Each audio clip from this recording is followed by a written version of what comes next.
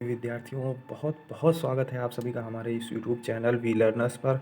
आज हम आपके लिए लेकर के आए हैं अंतिम समय का अंतिम ब्रह्मास्त्र, एक प्रैक्टिस सेट, संपूर्ण प्रैक्टिस सेट जिसको पढ़ने के बाद आपका कॉन्फिडेंस बहुत बूस्ट होने वाला है और आप निश्चित रूप से इस प्रैक्टिस सेट से आपको 4 से 5 क्वेश्चन रियल एग्जाम में भी मिलने वाले हैं, क्योंकि ये बहुत इंपॉर्टेंट प्रश्नों के साथ का संग्रह करके एक प्रैक्टिस सेट लाया गया है। तो आपके लिए बहुत ही अच्छा होने वाला है। चलिए हम लोग इस परीक्षा की दृष्टि से महत्वपूर्ण प्रैक्टिस सेट की प्रैक्टिस करना शुरू करते हैं और आप लोग जांचिएगा अपने आप को।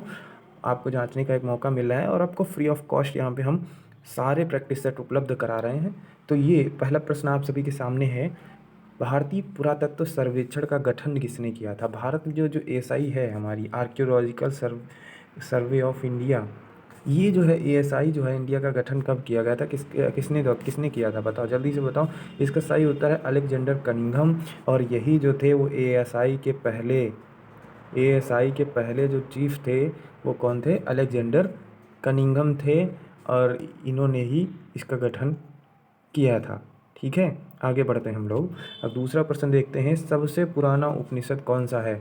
केना उपनिषद, मांडुक्य उपनिषद, छांदोग्य उपनिषद और ईश उपनिषद, इसमें से कौन सा सही है? सबसे पुराना उपनिषद कौन सा है? इसमें सबसे पुराना उपनिषद है ऑप्शन नंबर डी, ईश उपनिषद। इसके अगले प्रश्न की तरफ आगे बढ़ते हैं बिना किसी समय गंवाए। चाणक्य का एक अन्य नाम क्या है? चाणक्य को कई नामों से जाना जाता है, जिसमें से इसमें बताओ चाणक्य का दूसरा नाम क्या है? देववर्मन, रामगुप्त, विष्णुगुप्त और ब्रजेश्वर, क्या नाम है उसका? तो इसका सही उत्तर है ऑप्शन नंबर बी, विष्णुगुप्त। अगला प्रश्न हमारी स्क्रीन के सामने बहुत ही बढ़िया प्रश्न है, निम्नलिखित में से दिल्ली सल्तनत का सही क्रम क्या है? दिल्ली सल्तनत पे 4 वंशों ने शासन किया, उनमें से सही क्रम बताना है हमको। तो इसमें कौन सा सही क्रम होगा, जल्दी से बताएंगे।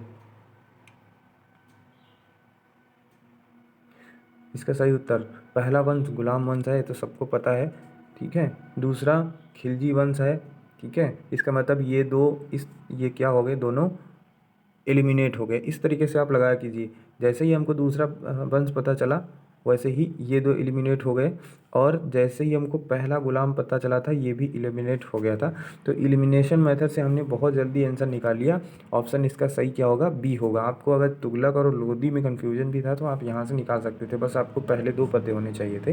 तो पहला है गुलाम वंश, दूसरा है खिलजी वंश, तीसरा है तुगलक वंश और चौथा है लोदी वंश। ठीक है, आप इसको ऐसे याद रखिए, गुड़ गुड़ खा खा त स ले और में।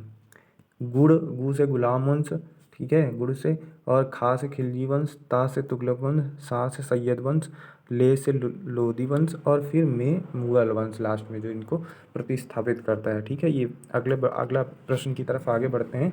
निम्नलिखित में से कौन सी साहित्यिक कृति संस्कृत में रचित नहीं है? इनमें से कौन सी साहित्यिक कृति है जो संस्कृत में रचित नहीं है? इसका सही उत्तर बताएंगे जल्दी से। रत्नावली है, राजतरंगिणी है, तिरुकुरल है, मेघदूतम है। इसका सही उत्तर बताएंगे जल्दी से। इसका सही उत्तर है तिरुकुरल। ठीक है, ये तमिल का है और ये देखिए आप, ये सारी सारी संस्कृत की हैं। मेघदूतम की रचना किसने की थी? कमेंट बॉक्स में बताएंगे। मेघदूतम की रचना कालिदास ने की थी। ठीक है, कालिदास ने। राजतरंगी की रचना कल्हड़ ने की थी, कल्हड़ ने की थी। ठीक है, आगे हम लोग बात करते हैं, फ्रंटियर गांधी के नाम से किसे पुकारा जाता है? बहुत ही इंपॉर्टेंट प्रश्न है, बहुत सारे प्रश्न एग्जाम्स में पूछा जाता है। फ्रंटियर गांधी के नाम से किसे बुलाया जाता है? जल्दी से इसका सही उत्तर बताएंगे। क्या महात्मा गांधी हैं, राष्ट्रीय राजगोपालाचारी हैं, खान अब्दुल गफ्फार खान हैं या लाला लाजपत राय हैं? इसका सही उत्तर है option number B, Khan Abdul Ghaffar Khan इसका सही उत्तर है। इनको फ्रंटियर गांधी के नाम से भी जाना जाता है। अगला प्रश्न आप सभी के सामने है, किस व्यक्ति को बादशाह खान के नाम से जाना जाता है? जल्दी से बताएंगे। 7वें प्रश्न का सही उत्तर क्या है? 7वें प्रश्न का सही उत्तर जल्दी से बताएंगे। ठीक है, तो जो छठे प्रश्न का उत्तर था वही हमारे 7वें प्रश्न का उत्तर है, अर्थात खान अब्दुल गफ्फार खान जो हैं उनको ही बादशाह खान के नाम से भी जाना जाता है, फ्रंटियर गांधी के नाम से भी जाना जाता है। और ये मात्र ऐसे पाकिस्तान के नागरिक रहे हैं, पाकिस्तान के नागरिक रहे हैं तो जिनको जो है भारत रत्न दिया गया है। ये आप याद रखिए, खान अब्दुल गफ्फार खान आज़ादी के बाद पाकिस्तान के नागरिक बने थे, लेकिन इनकी जो गांधीवादी सोच थी और जो विभाजन का इन्होंने लगातार विरोध किया था, उसके लिए, इनके अच्छे कामों के लिए इनको भारत ने भारत रत्न प्रदान किया है। ठीक है, खान अब्दुल गफ्फार खान को फ्रंटियर गांधी बादशाह खान। आगे बढ़ते हैं हम लोग। अगला प्रश्न आप सभी के सामने है, वह महिला कौन है जिसने स्वतंत्रता के लिए लड़ने हेतु भारतीय महिलाओं की जागृति में एक महत्वपूर्ण भूमिका निभाई और उसे भारत की कोकिला के नाम से भी जाना जाता है। देखो, अगर जो आपको इतना नहीं समझ में आ रहा है कि वो महिला कौन सी थी स्वतंत्रता के लिए जिसने भारतीय महिलाओं को जागृति में महत्वपूर्ण भूमिका निभाई, तो आपको इतना तो पता ही है कि भारत की कोकिला किसे कहा जाता है। सरोजिनी नायडू को कहा जाता है। ये कवियत्री थी और इन्होंने 1300 पंक्तियों की एक जो है ये बढ़िया कविता लिखी है 13 साल की उम्र में। तो ये जो हैं सरोजिनी नायडू हैं। सरोजिनी नायडू के बारे में आप एक और भी याद रखिए कि सरोजिनी नायडू जो हैं उत्तर प्रदेश की पहली राज्यपाल बनी थी, पहली महिला राज्यपाल भी थी और पहली राज्यपाल भी थी।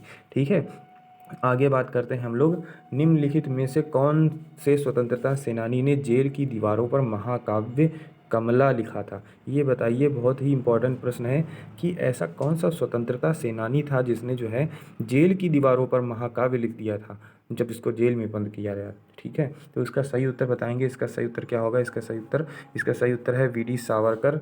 सही उत्तर है option number B, V D Savarkar. अगले प्रश्न की तरफ हम लोग आगे बढ़ते हैं। लेडी विद द लैंप के नाम से किसे जाना जाता है? ये कौन सी महिला है इन चार में से जिसको लेडी विद द लैंप के नाम से जाना जाता है? मैडम कामा, सरोजिनी नायडू, फ्लोरेंस नाइटिंगेल और एनी बेसेंट। इसमें से सही उत्तर क्या है जल्दी से बताएंगे। इसका सही उत्तर है फ्लोरेंस नाइटिंगेल। जो फ्लोरेंस नाइटिंगेल हैं उनको क्या कहा जाता है? लेडी विद द लैंप के नाम से जाना जाता है। अगला प्रश्न आप सभी के स्क्रीन के सामने आ चुका है, जल्दी से इस प्रश्न का सही उत्तर बताएंगे। पूर्वी भारत की पहाड़ी पट्टी मेघालय जो है, जो हमारा पूर्वी भारत का पहाड़ी पट्टी है मेघालय, वो मूल रूप से किसका हिस्सा था? बताना है आपको मूल रूप से किसका हिस्सा था, किस राज्य का हिस्सा हुआ करता था मेघालय? पहले मणिपुर का हिस्सा हुआ करता था, सिक्किम का हिस्सा हुआ करता था, पश्चिम बंगाल का हिस्सा हुआ करता था, असम का हिस्सा हुआ करता था। तो इसका सही उत्तर बताएंगे जल्दी से। इसका सही उत्तर है ऑप्शन नंबर डी, ये असम राज्य का हिस्सा हुआ करता था।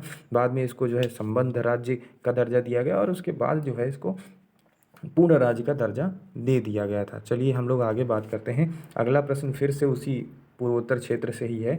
गारो, खासी और जैंतिया, ये बहुत इंपॉर्टेंट प्रश्न है और इन पहाड़ियों पर अक्सर प्रश्न आते रहते हैं। तो अगर जो आपको अभी तक नहीं पता है तो समझ लीजिए कि ये जो गारो, खासी और जैंतिया पहाड़ियाँ हैं किस राज्य में स्थित हैं। ठीक है, ये किस राज्य में स्थित हैं बहुत बार पूछा जाता है। तो इसका सही उत्तर है मेघालय में स्थित हैं। गारो, खासी और जैंतिया 3 पहाड़ियाँ हैं और इन 3 पहाड़ियों पर 3 प्रकार की जनजातियाँ भी रहती हैं जिनको गारो जनजाति, खासी जनजाति और जैंतिया जनजाति के नाम से भी जाना जाता है। तो इसलिए इन 3 पहाड़ियाँ बहुत इंपॉर्टेंट हैं। और ये जो गारो, खासी, जैंतिया की पहाड़ियाँ हैं ये हमारे हिमालय का हिस्सा नहीं है, हिमालय का हिस्सा नहीं है। ठीक है, जबकि आप देखोगे आसपास इनके जितनी पहाड़ियाँ और हिमालय ज़्यादा पास में पड़ता है। ये हिस्सा है हमारी प्रायद्वीपीय पठार का हिस्सा है ये। ठीक है, पठार का विस्तार है। ठीक है, तो ये इंपॉर्टेंट प्रश्न था इसलिए इस पे ध्यान दिया। आगे बढ़ते हैं हम लोग। अगला प्रश्न हमारी सबकी स्क्रीन के सामने है। निम्नलिखित में से कौन सा क्षेत्र टोडा जनजाति का मूल निवास स्थान है? टोडा जनजाति जो है वो कहाँ रहती है आपको बताना है बेसिकली। सही उत्तर इसका जल्दी से बताएंगे। टोडा जनजाति जो है वो कहाँ रहती है? तो इसमें सही उत्तर क्या है? नीलगिरी, हुमायूं, खासी, गढ़वाल। तो हमने बताया था कि अभी खासी तो हो नहीं सकता क्योंकि वहाँ खासी जनजाति रहती है। तो इसका सही उत्तर है ऑप्शन नंबर ए, नीलगिरी की जो पहाड़ियाँ हैं वहाँ पर जो है ये टोडा जनजाति का मूल निवास है। नीलगिरी की पहाड़ियों पर एक चोटी है जिसको टोटा बेटा भी बोलते हैं और ये जो है दक्षिण भारत की सेकंड सबसे हाईएस्ट चोटी है। कौन सी? टोटा बेटा। और सबसे ऊंची जो दक्षिण भारत में, प्रायद्वीपीय भारत में जो सबसे ऊंची चोटी है वो कौन सी है? अनाईमुडी है। अनाईमुडी है, ये केरल में है। ठीक है, और ये जो सबसे दक्षिण भारत की सबसे ऊंची चोटी है ये भी बहुत पूछा जाता है, याद रखेंगे। अगले प्रश्न की तरफ बढ़ते हैं। प्रश्न है, काली मिट्टी को मिट्टी के रूप में भी जाना जाता है, काली मिट्टी का दूसरा नाम क्या है? बहुत सिंपल सा प्रश्न है, ये बहुत पूछा जाता है, ज्योग्राफी का प्रश्न है। ठीक है, कि काली मिट्टी को रेगुर मृदा के नाम से भी जाना जाता है, रेगुर मिट्टी के नाम से भी जाना जाता है। इसके अलावा काली मिट्टी को कपास मिट्टी के नाम से भी जाना जाता है, कपास मिट्टी के नाम से भी इसको जाना जाता है।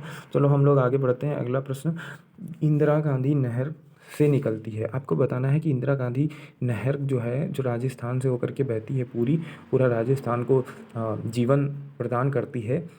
ये जो है निकलती कहाँ से, इसका जो उद्गम स्थल है वो कौन सा है, कहाँ से निकाली जाती है इसको, तो ये हमारे हरिके बांध से निकलती है। ऑप्शन नंबर सी इसका सही उत्तर है। हरिके बांध से इंदिरा गांधी की नहर निकलती है। अगले प्रश्न की तरफ बढ़ते हैं। तो प्रश्न आप सभी के सामने है कि वर्ष 2011 की जनगणना के अनुसार, वर्ष 2011 की जनगणना के अनुसार भारत में गरीबी रेखा बीपीएल, बिलो पॉवर्टी लाइन के नीचे का प्रतिशत क्या है। तो हमको बताना है कि 2011 की जो जनगणना हुई थी उस समय जो है हमारे यहाँ बीपीएल जो गरीबी रेखा है उसमें रहने वाले लोगों की संख्या कितनी थी। ऑप्शन नंबर बी 22% इसका सही उत्तर है। हमारे देश में अभी भी 22% लोग ऐसे हैं जो गरीबी रेखा से नीचे जीवन यापन करते हैं। गरीबी रेखा का आपको मानक बता देते हैं। ग्रामीण क्षेत्र में 816 रुपये प्रति व्यक्ति से कम जिस परिवार की आय है, जिस व्यक्ति की आय है 816 रुपये प्रति व्यक्ति प्रति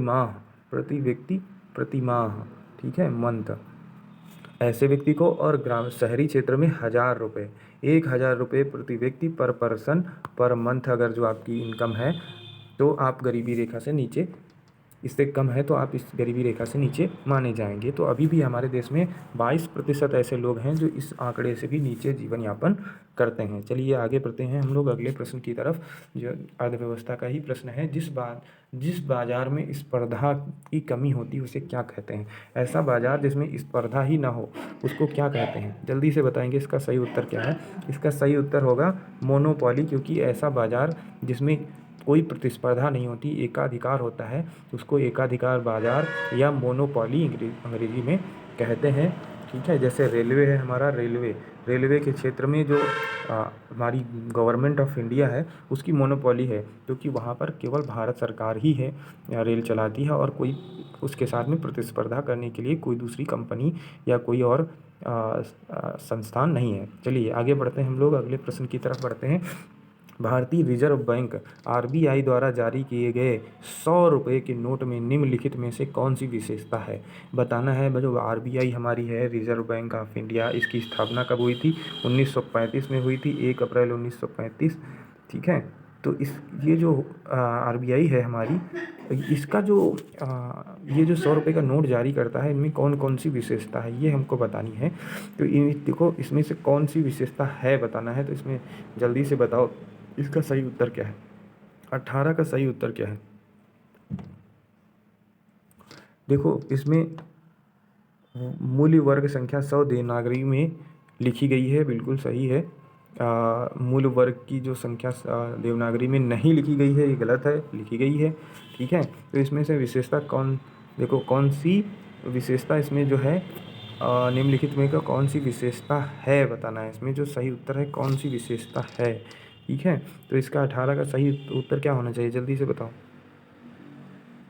इसका सही उत्तर है ऑप्शन नंबर बी, रानी की बाव की आकृति, इसका सही उत्तर है। हम अगले प्रश्न की ओर तरफ बढ़ते हैं कि कॉफ़ी बोर्ड ऑफ इंडिया का मुख्यालय कहाँ स्थित है। जो हमारा कॉफ़ी बोर्ड है इंडिया का, उसका मुख्यालय कहाँ पर स्थित है ये हमको बताना है। क्या दार्जिलिंग में है, गुवाहाटी में है, या तिरुवनंतपुरम में है, या बेंगलुरु में है।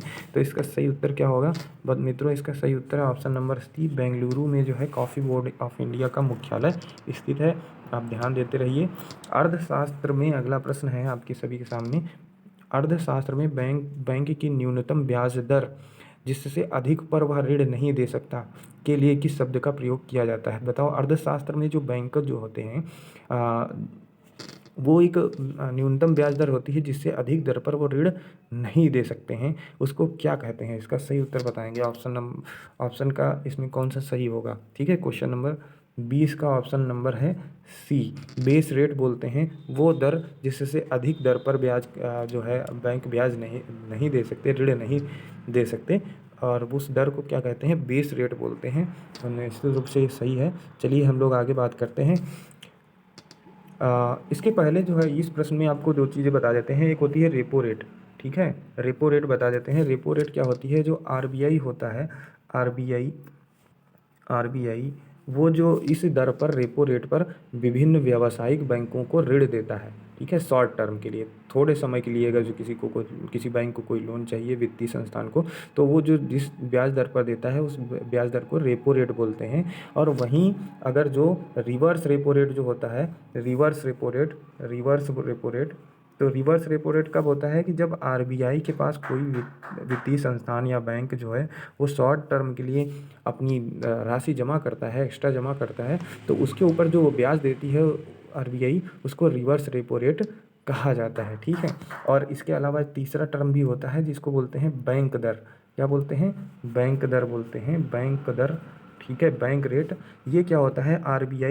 आरबीआई जो है व्यावसायिक बैंकों को जो लंबे समय के लिए जो ऋण देता है उसको क्या कहते हैं? उस ऋण की जो दर होती है उसको कहते हैं बैंक रेट। तीनों चीज़ें आपको समझ में आ गई, बहुत इंपॉर्टेंट है, इसलिए मैंने आपको फिर से रिवाइज करा दिया है। अब अगले प्रश्न की तरफ बढ़ते हैं। भारतीय संविधान का चौथा अध्याय किससे संबंधित है? जो भारतीय संविधान है हमारा, उसका जो चैप्टर नंबर 4 है वो आपको बताना है बेसिकली वो क्या टॉपिक है उसका। तो आपको पहला क्या है आपको सब बता देते हैं 1 से 4 तक। पहला क्या है? संघ और उसका राज्य क्षेत्र है, संघ और उसका राज्य क्षेत्र है, ठीक है। दूसरा नागरिकता है, नागरिकता दूसरा है, ठीक है, दूसरा नागरिकता है, ठीक। तीसरा क्या है? फंडामेंटल राइट्स है, फंडामेंटल राइट्स है।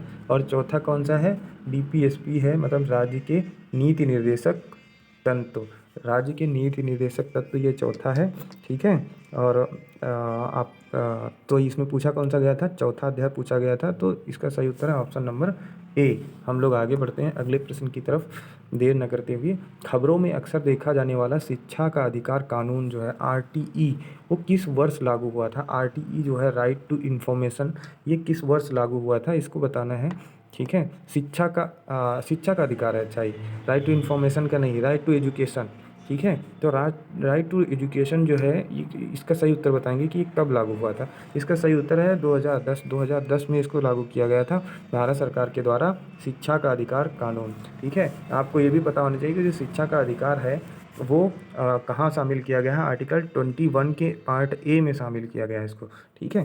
हम लोग आगे बढ़ते हैं। अगला प्रश्न आप सभी की स्क्रीन के सामने है। राष्ट्रीय जनतांत्रिक गठबंधन के राष्ट्रपति पद के उम्मीदवारी से नामित होने से पूर्व रामनाथ कोविंद निम्नलिखित में से किस पद से इस्तीफा दिया था? तो रामनाथ कोविंद जो थे, ये हमारा प्रश्न बहुत पुराना हो गया है, इस प्रश्न को छोड़ देते हैं, अगला बात करते हैं। एंग्लो इंडियन समुदाय के कितने सदस्यों को संसद में नामांकित किया जा सकता है? चलिए हम लोग आगे बात करते हैं कि एंग्लो इंडियन समुदाय के कितने सदस्यों को संसद में नामित किया जा सकता है।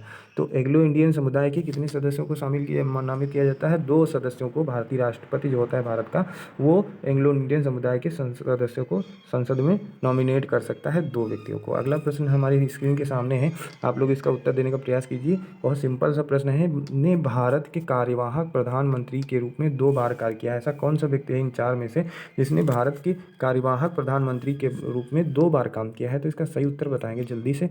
इसका सही उत्तर क्या होगा? बताओ जल्दी से इसका सही उत्तर क्या होगा? इसका सही उत्तर है ऑप्शन नंबर डी जो है, गुलजारी लाल नंदा जो हैं, उन्होंने जो है क्या किया है? भारत के राष्ट्रपति के रूप में 2 बार काम किया है। अगले बार बात करते हैं हम लोग। अगला प्रश्न हमारे सामने है, बहुत सिंपल सा प्रश्न है। 1 क्यूसेक्स जल लगभग के बराबर होता है। आप देखते हैं नदियों में जो जल का बहाव होता है वो किससे मापा जाता है? लीटर से नहीं मापा जाता है, वो क्यूसेक्स से मापा जाता है। तो 1 क्यूसेक्स में कितना जल जो है बहाव में आता है, तो कितना होगा? इसका सही उत्तर बताना है। क्वेश्चन नंबर 26 का सही उत्तर बताना है।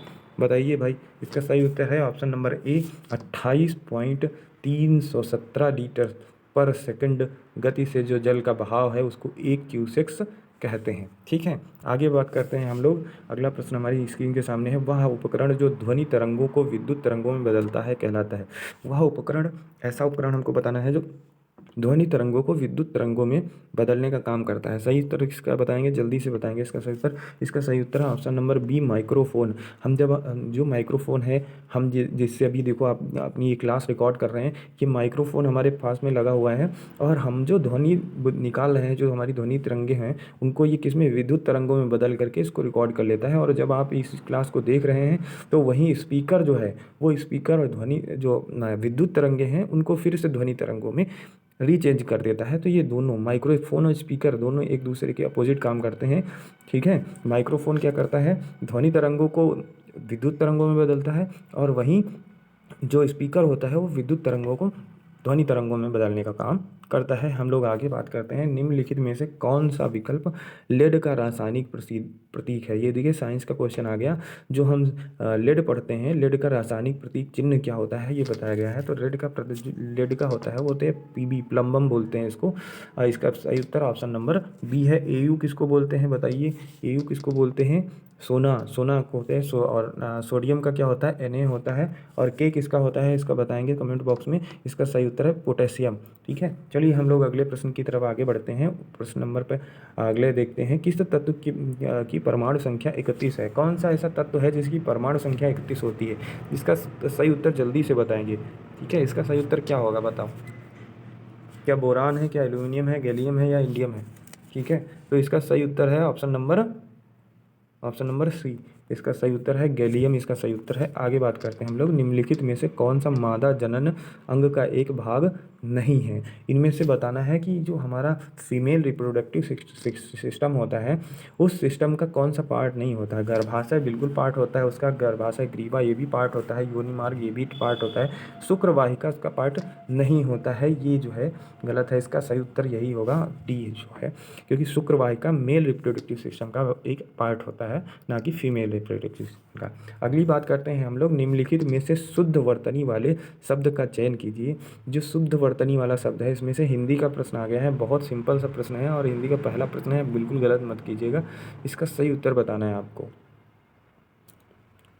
इसका सही उत्तर क्या है, ऑप्शन नंबर 36 का सही उत्तर क्या है।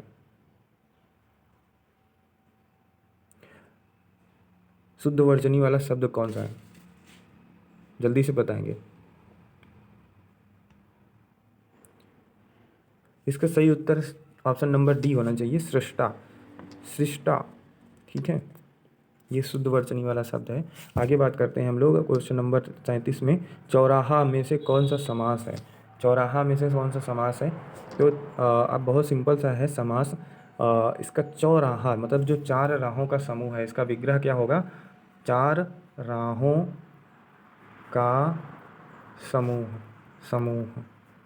तो इसका सही उत्तर क्या होगा, जिस समास में पहला पद जो होता है वो संख्यावाचक होता है, ऐसे समास को हमेशा क्या कहते हैं, द्विगु समास कहते हैं। ऑप्शन नंबर सी इसका सही उत्तर है, द्विगु समास। ठीक है, तो द्विगु समास में क्या पहचान होती है, द्विगु समास की जो पहला पद होता है वो हमेशा संख्यावाचक होता है। ठीक है, क्या होता है, संख्यावाचक होता है। इसके अलावा बहुब्रीहि समास में आपको याद रखना है कि जो इसमें बहुब्रीहि समास होता है उसमें ना तो पहला पद प्रधान होता है, ना ही दूसरा पद प्रधान होता है, बल्कि किसी तीसरे पद की ओर संकेत किया जाता है, वो प्रधान होता है।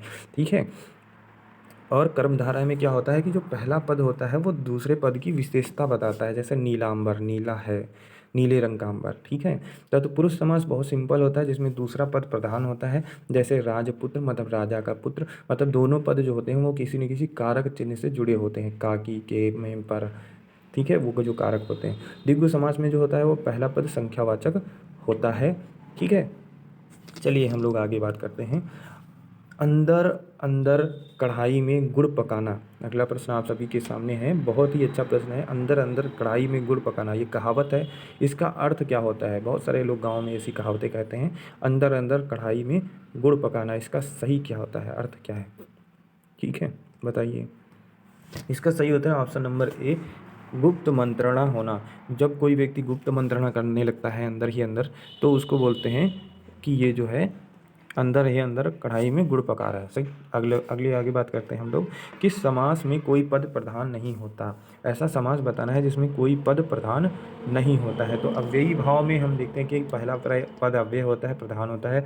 द्विगु समास में हमने देखा पहला पद संख्यावाचक होता है, ठीक है। और इसमें हमने देखा था तत्पुरुष भी हमने देखा था, दूसरा पद प्रधान होता है। इसमें जो बहुब्रीहि है, ठीक है, ये बहुब्रीहि है, हमने इसमें बात की थी कि जो बहुब्रीहि समास होता है इसमें कि कोई तीसरा पद प्रधान होता है, ठीक है। दोनों पद प्रधान नहीं होते हैं और वो दोनों पद किसी तीसरे नंबर के पद की तरफ व्यक्ति की तरफ संकेत करते हैं, वो प्रधान होता है।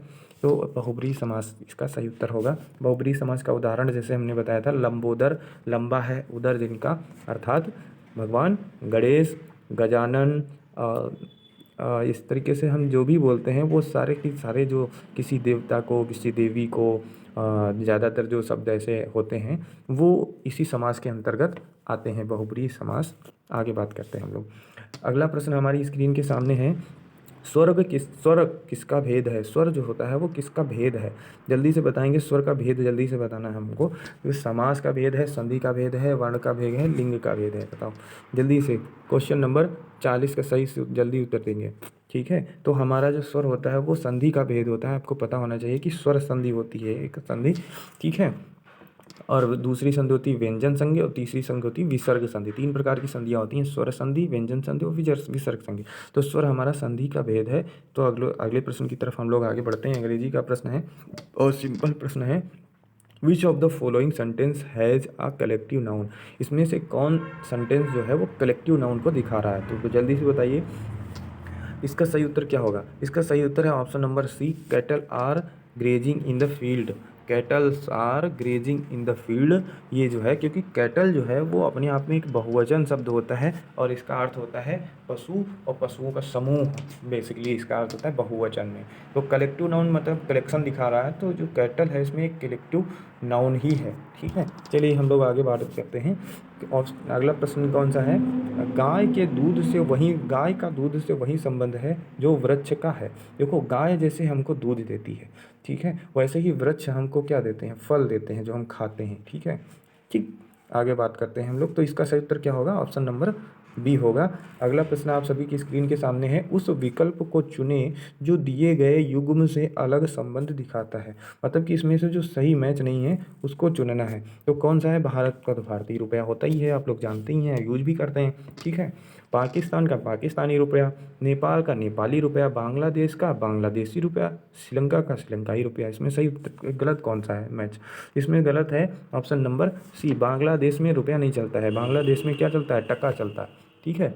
तो बांग्लादेश की मुद्रा टका है। अगला प्रश्न आप सभी की स्क्रीन के सामने है, यदि नायलॉन को, देखो रीजनिंग का प्रश्न है बेसिकली और लेटर वाली है। तो इसमें हम लोग देखते हैं नायलॉन को ऐसे लिखा जाता है, तो कॉटन को कैसे लिखा है।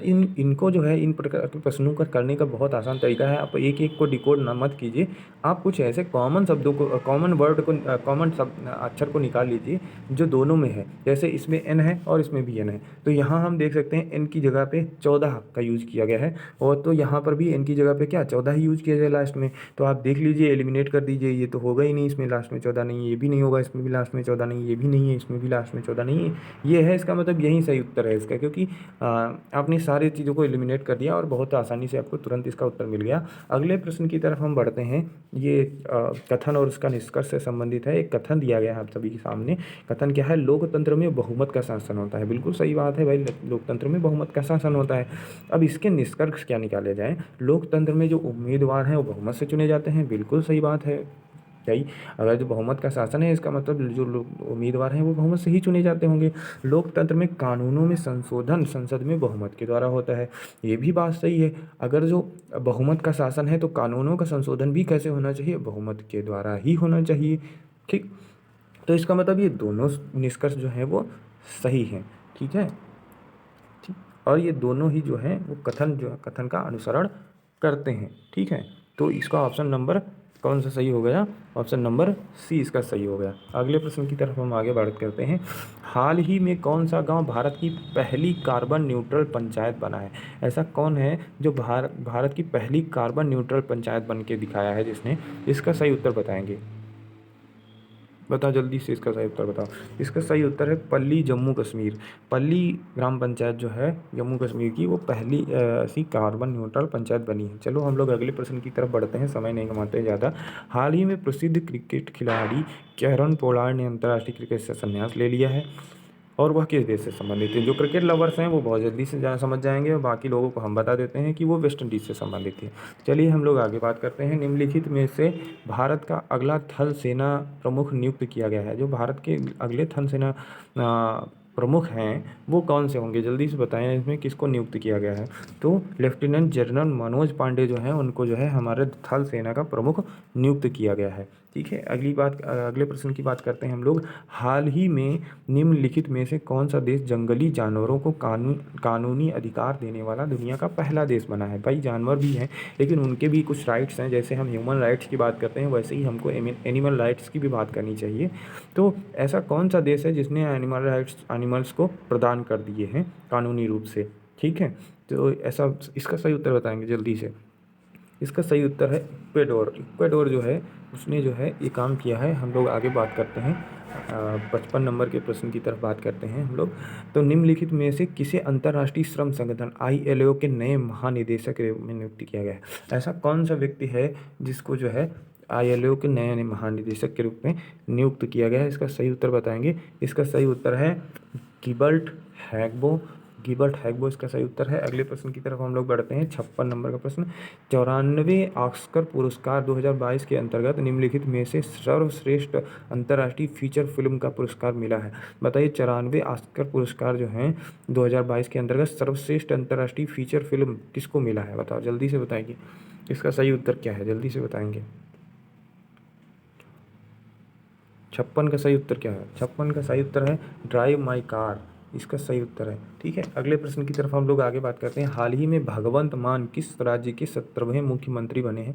तो ये थोड़ा सा पुराना प्रश्न है, लेकिन आप याद रखिए पंजाब के हैं, और इनका संबंध किस पार्टी से? आम आदमी पार्टी से इनका संबंध है। ठीक है, आगे बात करते हैं हम लोग। प्रसिद्ध टेक्नोलॉजी कंपनी, वो शॉर्ट में टेक लिखा हुआ है, सैमसंग ने भारत में किस शहर में अपना पहला पूर्णतः महिला संचालित मोबाइल स्टोर खोला है? तो बताएंगे सैमसंग का पहला महिला संचालित जो भारत में स्टोर है पूर्णतः, उसको वो कौन से शहर में है बताएंगे। इसका सही उत्तर बताएंगे। इसका सही उत्तर है अहमदाबाद।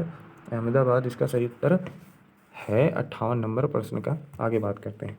निम्नलिखित में से कौन सा भारतीय बीमा निगम नियामक व विकास प्राधिकरण IRDA जो है, ठीक है, इसके नए अध्यक्ष कौन बने हैं? बताइए।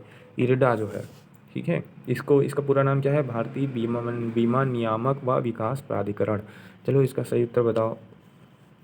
इसका सही उत्तर क्या है? ऑप्शन नंबर डी, देवाशीष पांडा इसके जो है सही उत्तर है। अगला प्रश्न हमारी स्क्रीन के सामने है।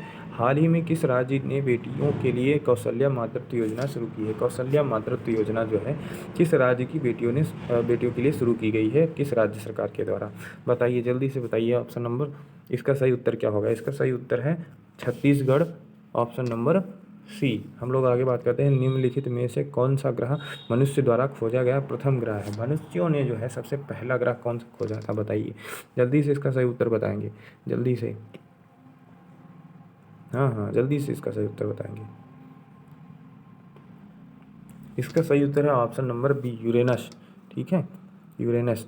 अगली बात करते हैं हम लोग, अगले प्रश्न की तरफ बढ़ते हैं। निम्नलिखित में से कौन सी बोत्सवाना की मुद्रा है? बोत्सवाना एक हमारा कंट्री है, जो है यूरोप में पड़ता है। ठीक, यूरोपीय कंट्री है। इसकी मुद्रा का नाम बताना है, जल्दी से बताएंगे। इसका सही उत्तर क्या होगा? 64 का सही उत्तर क्या होगा? ऑप्शन नंबर सी जो है पुला। पुला जो है वो बोत्सवाना की मुद्रा है। आगे बात करते हैं हम लोग। ऑस्कर, जो हमारा ऑस्कर अवार्ड होता है उसको क्या कहा जाता है? ऑस्कर अवार्ड किसे कहते हैं?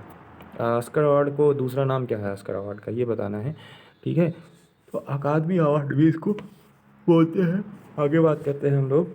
अगला प्रश्न हमारी स्क्रीन के सामने है। भारतीय खिलाड़ियों द्वारा खेल के क्षेत्र में उनके आजीवन योगदान के लिए निम्नलिखित में से किस पुरस्कार से उन्हें सम्मानित किया जाता है? ये बताना है, जल्दी से बताओ। इसका सही उत्तर क्या होगा? बताओ। ध्यानचंद पुरस्कार, जो हमारे हॉकी के जादूगर थे, 29 अगस्त को इनका जन्मदिन होता है। उसी दिन हम लोग खेल दिवस भी मनाते हैं, तो ये प्रश्न याद रखेंगे। ध्यानचंद पुरस्कार दिया जाता है। तो अगला प्रश्न आप सभी के स्क्रीन के सामने आ चुका है।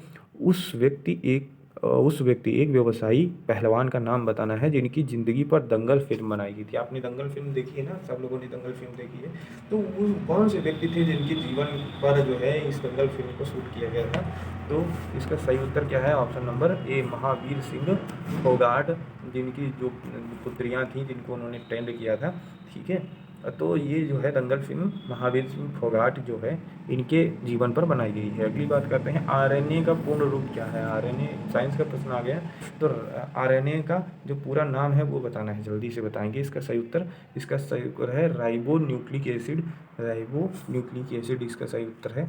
अगले प्रश्न की तरफ हम लोग आगे बात करते हैं कि 2023 में जो रग्बी विश्व कप की मेज़बानी कौन सा देश करने वाला है? जो रग्बी का विश्व कप होना है वो किस देश में होना है, बताएंगे, जल्दी से बताएंगे। 2023 का रग्बी विश्व कप बताइए जल्दी से बताइए। इसका सही उत्तर है फ्रांस। फ्रांस जो है इसका मेज़बानी करने वाला है। ठीक है, आगे बात करते हैं हम लोग। अगला प्रश्न, मध्यकालीन भारत के दौरान लिखी गई पुस्तक गीत गोविंद। ये गीत गोविंद बहुत ही फेमस पुस्तक है। इसके रचयिता का नाम पूछा है, तो इसके रचयिता हैं option number B, Jayadev. Jayadev इसके रचयिता हैं। ठीक है, तुलसीदास जी ने रामचरितमानस लिखी है।